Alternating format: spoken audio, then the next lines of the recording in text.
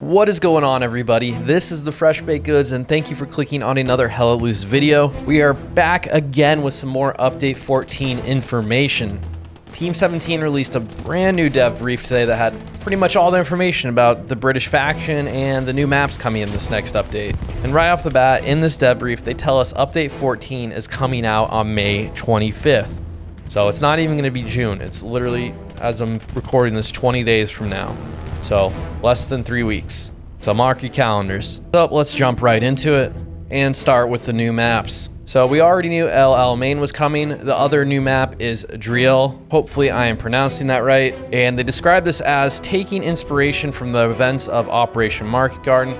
Driel offers intense combat where players will need to apply a tactical approach to securing territory and traversing the small villages and farmland. And we were provided with a couple images here, and clearly this is a bridge map. So if you've played Remagen, you know how bridge maps go in Hell Loose. They are not kind. The good news is there's going to be a couple other ways to cross the water on this map. The bad news is you're also going to be an easy target when you wade through the water. That said, these images do look absolutely gorgeous. We have the skybox, which is similar to the SME German offensive, if not the same, and it makes it look awesome. I really hope this is the warfare version we're looking at here. And we actually got a tack map of this for this map.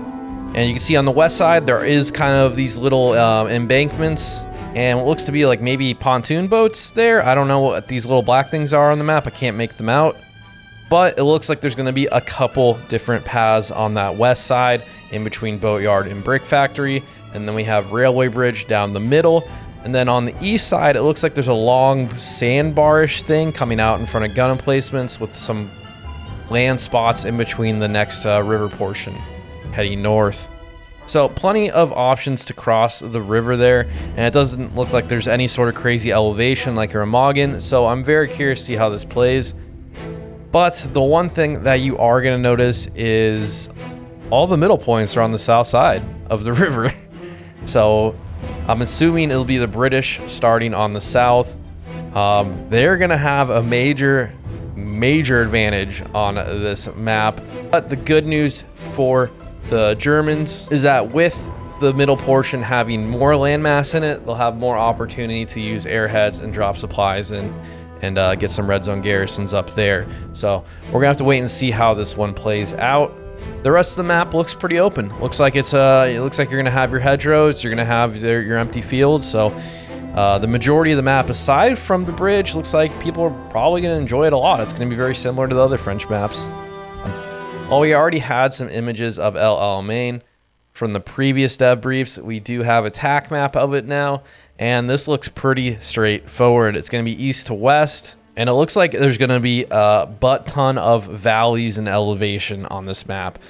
If you follow these roads, look at all the kind of topographic, if I'm saying that right, layers all around it. You can see the elevation on this tack map. There's going to be a lot of hills, a lot of cover. I don't think this map's going to be as open as we're thinking it's going to be. There's going to be plenty of defilade to hide behind. And as far as the point layout goes, they're pretty straightforward. This looks like it's a bunch of different cool landmarks to fight over. And on paper, this could be a really fun, well-balanced map. And if we're fighting through valleys, I mean, that's not something we do a lot of in Hell Loose outside of, Hill 400 and Hurricane, which are covered by trees. So this could be something totally different and refreshing, which I am all for. And that's going to be your two British maps coming in Update 14. So now let's talk about the Great Britain weapons. Starting off, we have the Lanchester Mk1. Described as well-made and solid, the Lanchester Mk1 was a submachine gun manufactured to offer British soldiers a reliable ruggedness, recognizing the value of the submachine gun after the events at Dunkirk. And then next up, we have the Sten gun, another SMG, described as a contrasting counterpart to the Lanchester submachine gun. The Sten entered the battlefield as a cheaper alternative to the Lanchester, and the Allied favored Tommy gun, with the Sten's ability to support more soldiers with submachine guns on the battlefield. So it's up in the air. I mean, Hella Loose gunplay is pretty simple here. I don't know how too different these SMGs are actually going to be. I imagine they're probably going to be very similar. So it's probably going to come down to a looks point of view. And then while there was no official image, we do have the Bren MK2. And Team 17 describes it as considered reliable in skilled hands. The Bren provided a slower firing rate that allowed for easier control and accounted for effective cooling between bursts. Then our first bolt action, we have the Lee Enfield Pattern 1914 P14, and there's no official image for this. Team 17 describes it as used throughout World War I. The bolt action rifle went under further modification to support soldiers in World War II. Often used by snipers, the P14 was durable and somewhat heavier, contributing to its reputation for accuracy. So I'm guessing this is your sniper rifle for the recon team here. And then we have our mounted MG, the Lewis gun, designed in the United States and mass-produced in the United Kingdom. The Lewis gun featured a top-mounted pan magazine, as well as an aluminum barrel shroud to offer effective cooling. Following the loss of a large part of the British Army's weaponry across France, many Lewis guns were repaired before being issued to the British and Allied forces. Then we have our AT weapon, the Piat, created in 1942 in response to the need for a more effective portable anti-tank weapon. The Projector Infantry Anti-Tank, that's what it stands for, offered greater penetration power than its anti-tank predecessors and was able to launch projectiles over a more effective range. So I'm very, very curious to see how this plays in game, the animations, the sounds. It should be really cool to see.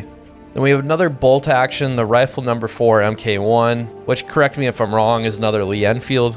But they say a classic service rifle built with infantry in mind, offering a lighter and more robust design than the standard rifle. So this is probably going to be your basic infantry rifle. And last but not least, we have the handgun, the Webley. Team 17 describes it as shortages of handguns during World War II meant that the number of older weapons were also reintroduced, including the Webley, which was issued to soldiers in the British military. But let's jump into the vehicles. This is what you're all here to see. So I'll rip the Band-Aid off first. The Churchill ain't coming. We're not getting that in this update. I don't know if it's going to come further down the line, but we're certainly not getting it now. We are getting the Sherman 76mm Firefly as the heavy tank. Saying, notorious in its tank destroying capability, the Sherman Firefly was one of the most common vehicles used by British forces, fitted with a powerful 17-pounder anti-tank gun. So this thing's basically a tank destroyer. It's going to act as the heavy tank in this game. I wouldn't be surprised for the most part if it acts very similar to the Jumbo 76. Although, what's very interesting is if you look at this image, there's no whole MG on this tank. This could be a proper tank destroyer here, but unfortunately in terms of held loose, it might be at a disadvantage since we're classifying it as a heavy tank. No whole MG on this thing, but otherwise it's probably a Jumbo 76. For the medium, we are getting the Cromwell. This thing looks freaking awesome. Described as with its Rolls-Royce Meteor engine, the Cromwell offered reliability and speed while being a powerful medium tank. This thing looks freaking cool, man. I wish mediums had more purpose in this game, because this is why. I mean, this is a very unique tank.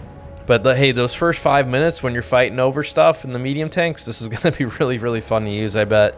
And we do get a little more look at El Alamein in the background, and those valleys and those hills and those ridges. There's going to be a lot of cover here.